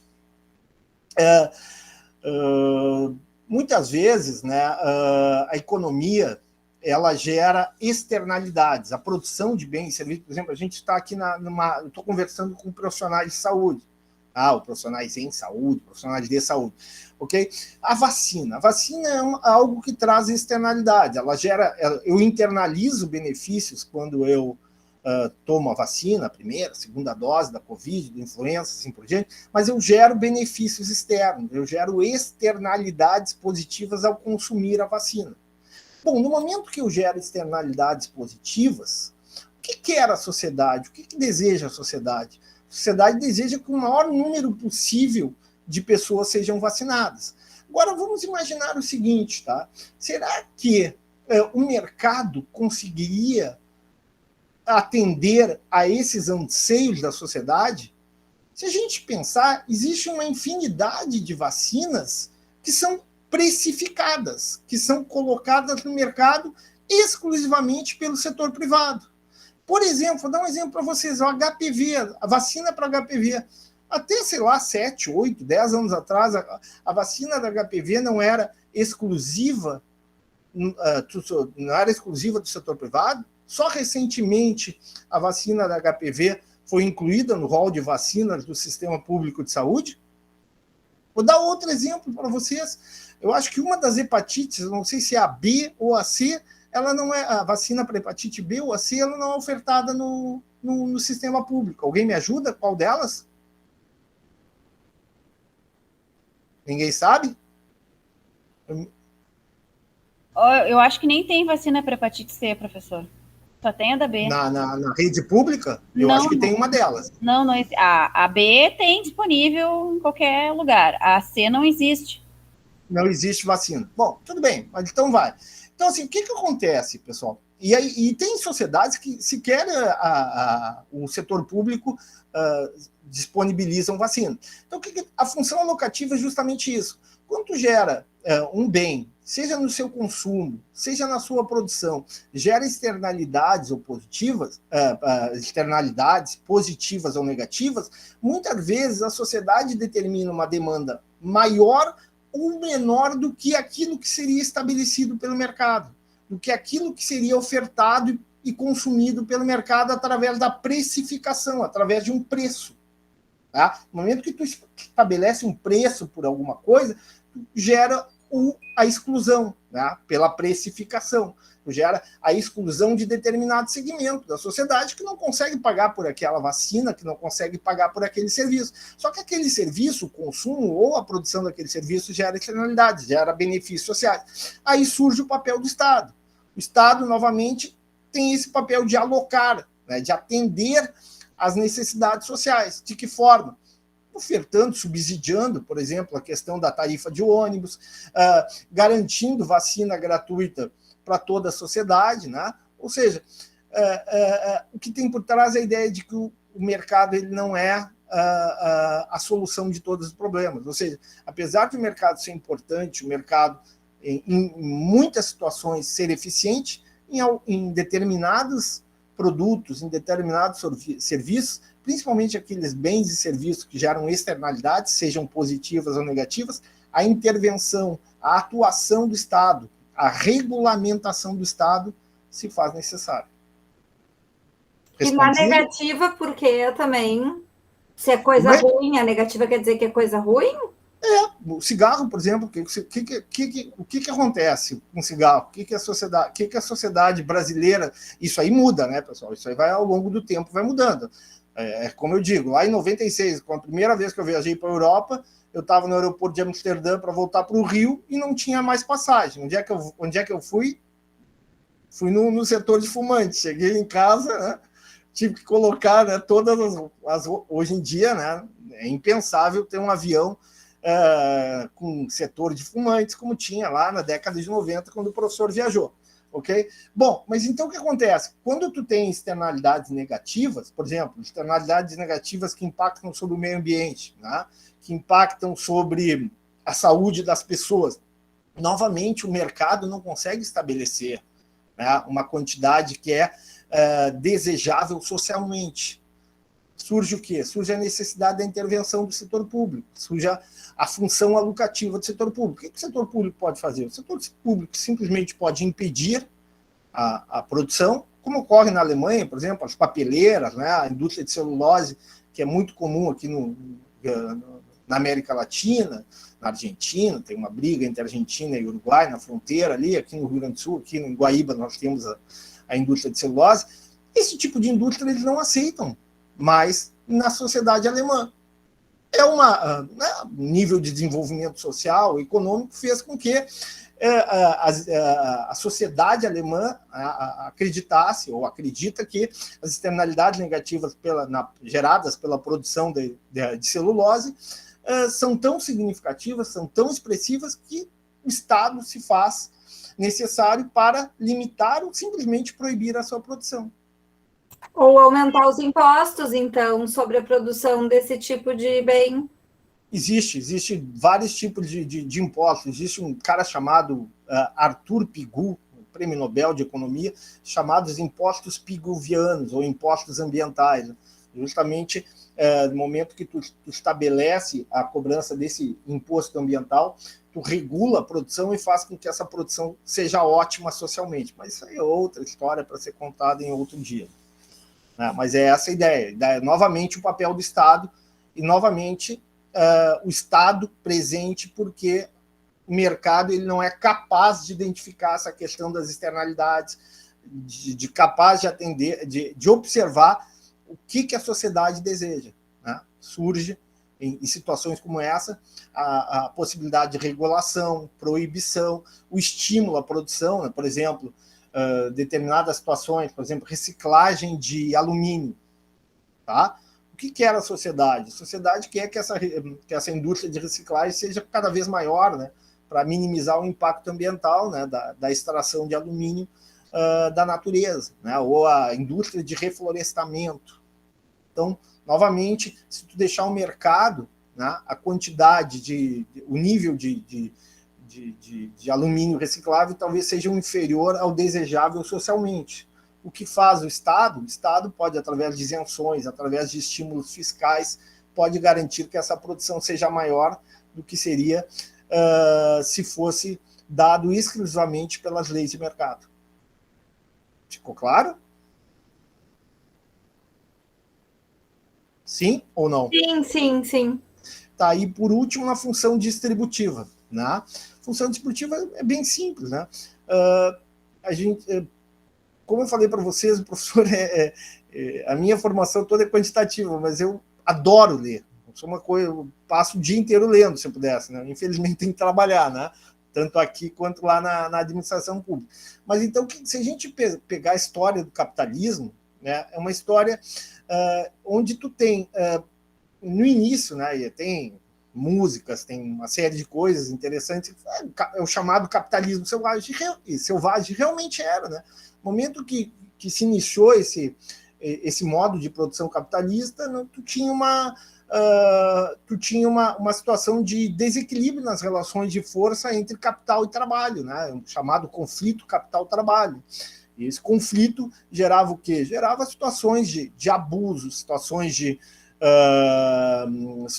exploração do capitalista pelo trabalhador. É lógico que essas situações, com o tempo, foram minimizadas, né? Essas relações esses conflitos foram atenuados, ainda existem, mas diminuíram. Bom, e o que acontece? E essa dinâmica capitalista, né, se a gente pegar, por exemplo, se a gente pegar a história americana, a história econômica americana, a história da indústria americana do século XIX, que tinha ali as grandes, já ouviram falar de Rockefeller?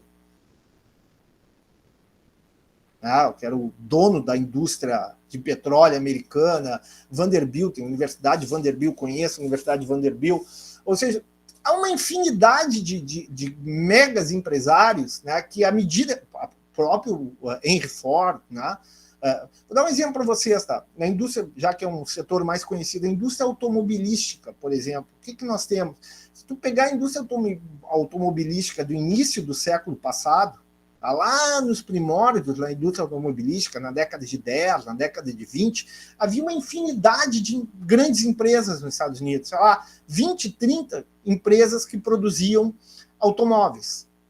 À medida em que esse mercado foi crescendo, algumas empresas foram se estabelecendo e comprando outras empresas que existiam no mercado. Passado um pouco mais de meio século, né, da década de 20 até a década de 70, sobraram 3 grandes empresas nos Estados Unidos. A Chrysler, que depois quebrou, a General Motors e a Ford. Todas aquelas outras empresas que atuavam no mercado no século XX deixaram de existir. Ou seja, o que tu tem? Tu tem uma concentração no mercado. Agora, final de semana, eu estava vendo o filme do Steve Jobs. Eu peguei o Netflix, vou assistir um filme. Aí lá estava catando um filme interessante e eu vi ali o filme do Steve Jobs. E justamente o que aconteceu, né? Ele também, né? E aí tem até a briga dele com o Bill Gates, né? Também tem no setor de informática um setor extremamente concentrado. E essa concentração gera má distribuição de renda, concentração de capitais na mão de poucos. Consequentemente, entra o papel do Estado. Novamente, o papel do Estado no intuito de reduzir as falhas de mercado. De que forma? Através de políticas redistributivas, seja do lado do orçamento público, né, gastando, fazendo políticas assistenciais, atendendo aqueles que eventualmente estão sofrendo mais devido a esse excesso de concentração, devido a esse excesso de riqueza na mão de poucos, né? Ou através da política tributária, tirando mais de quem tem mais. Tá claro?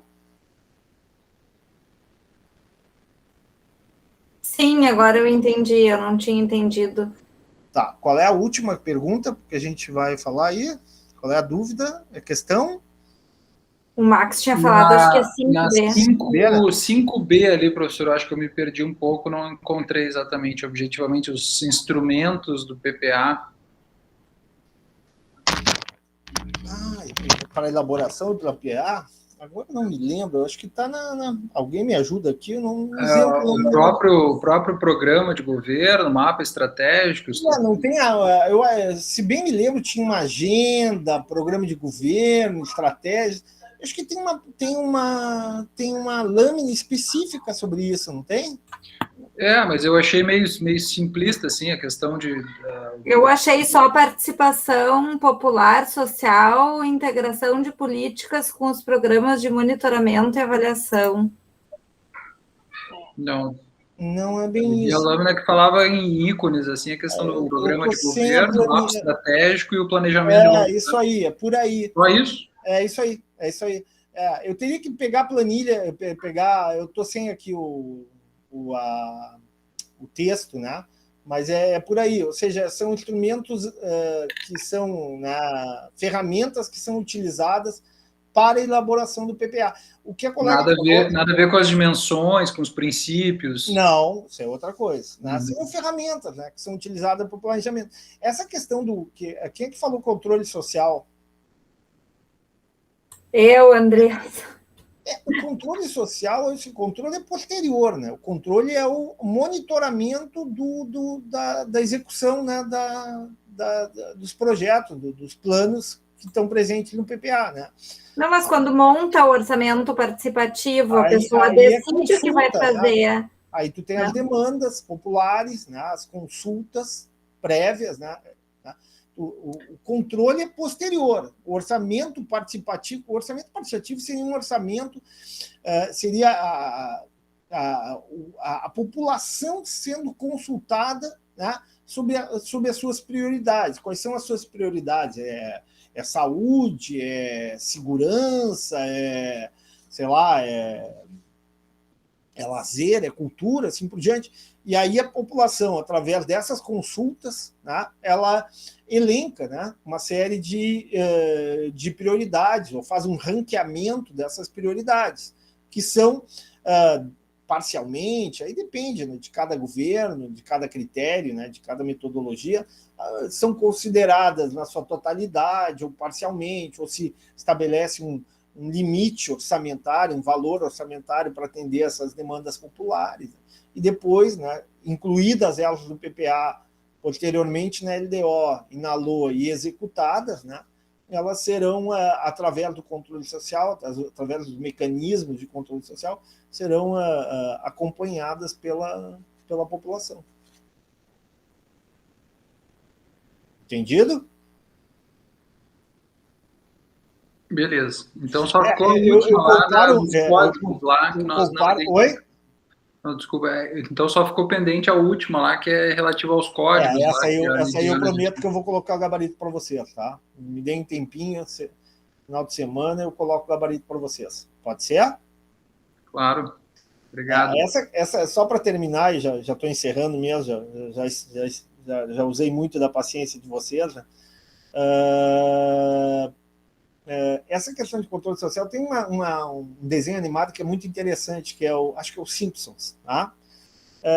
Springfield, né? Uma cidadezinha ali no meio dos Estados Unidos, mas tem volta e meia aparece no filme lá do Simpsons, lá, uma reunião da cidade, não sei se vocês já viram, tá?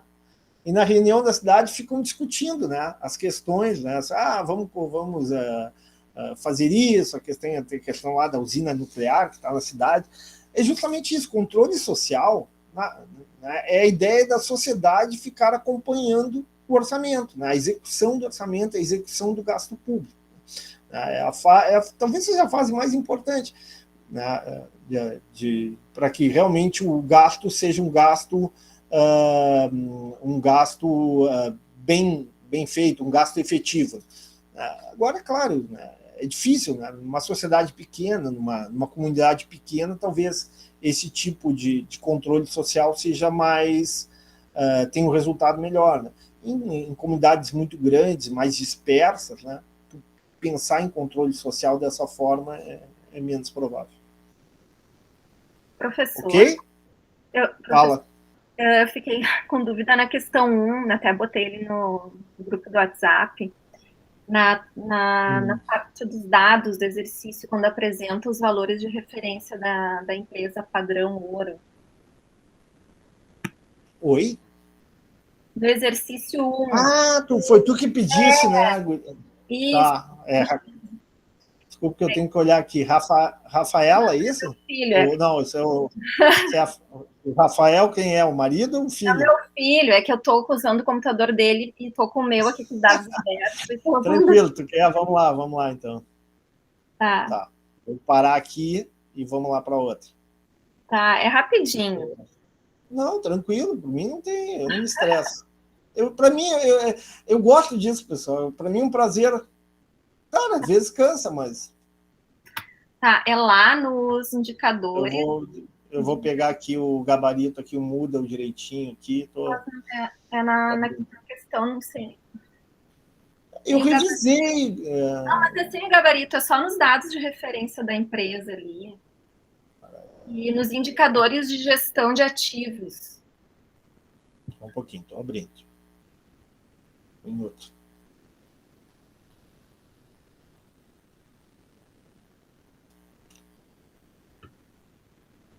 Gabarito, estou abrindo aqui no Moodle. Ok. Abrir quando estiver concluído.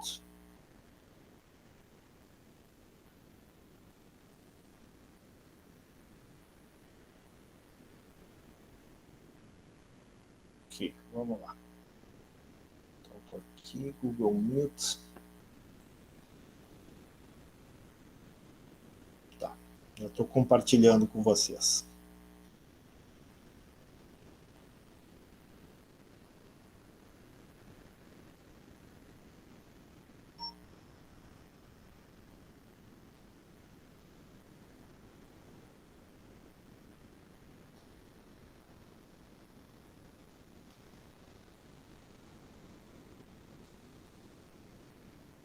Tá processando ali, tá vendo?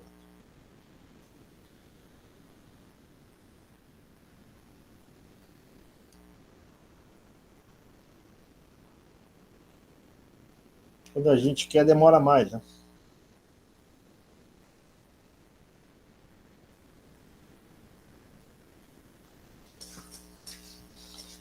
Vamos que vamos.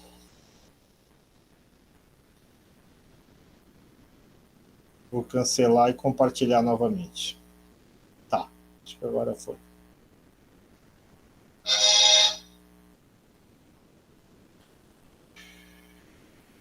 Não deu, vou de novo.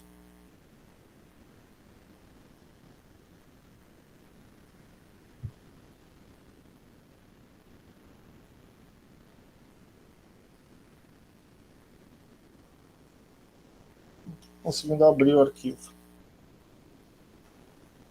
Direto do Moodle eu não estou conseguindo abrir. Alguém tem aí para compartilhar ele? Infelizmente, vou fechar esses aqui. Ó, abri. Pô, consegui. Vamos lá, agora sim. Agora eu vou compartilhar com vocês.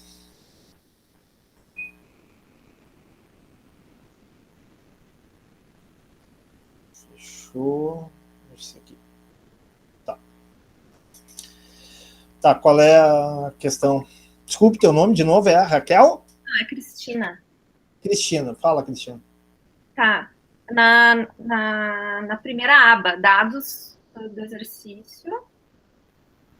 Primeira planilha. A primeira planilha ali. Tá, ali, ó, nos indicadores de ativos ou de giro.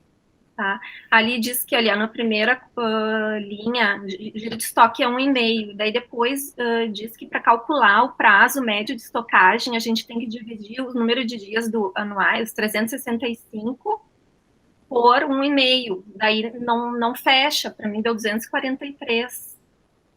Tá, mas isso aqui não é o padrão ouro?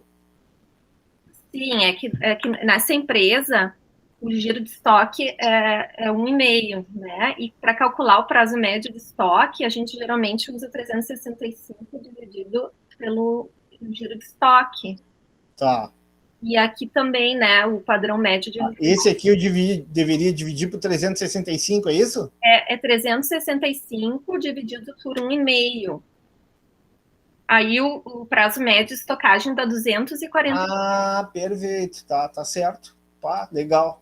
Tá. Ou seja, vai pegar aqui, tá ótimo, arruma.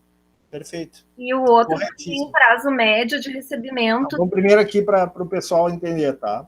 Então fica igual a 1,5, né? Não, é 365. Ao contrário. 365 dividido por 1,5. É.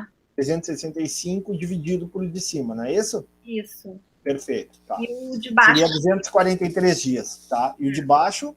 Também prazo médio de recebimento é 365, sim, dividido por 1. Por 1, dá 365. 365. Porque na hora de analisar, não bate. A nossa empresa tem um giro maior, mas estava dando um prazo de estocagem maior, daí não estava batendo, sabe? Como é que um giro maior e fica mais tempo parado.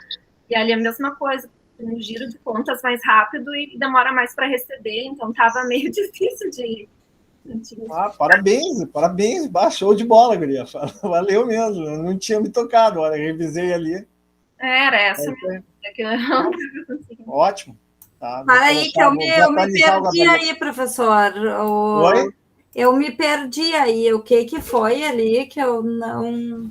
Eles estão mexendo no padrão ouro ali, ó. Fala, Lidiana, pode Sim. falar.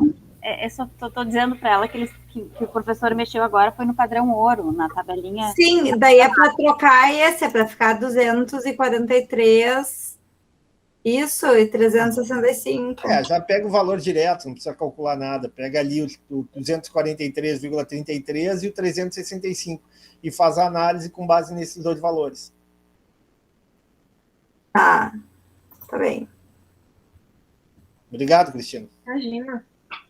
Daí, na hora de explicar, fica, né, eu me dei conta na hora que eu estava fazendo a comparação das empresas, que não batia, né? Tranquilo, não tinha me tocado mesmo. A gente, tanta coisa que às vezes passa, né? E aí, então... Era isso. Tá resolvido. Tá, joia. Mais alguma questão? Os resistentes ficaram 14 aqui na sala de aula, aguentaram 14. Alguém trabalha na PUC aí? Eu. Daqui da sala? Max? Eu. Tu é médico ou tu é... Dentista. Dentista. Não, porque o meu irmão mais velho, quinta-feira à noite, eu estava na praia, inclusive. Fui para a praia quinta à tarde, aí minha esposa ligou, porque meu irmão tinha tido um problema cardíaco, né? Uma falha lá, estava num restaurante comemorando o aniversário da... Vou interromper aqui. Interromper aqui a gravação. E aí ele foi lá para o São Lucas, né? Mas está bem, agora já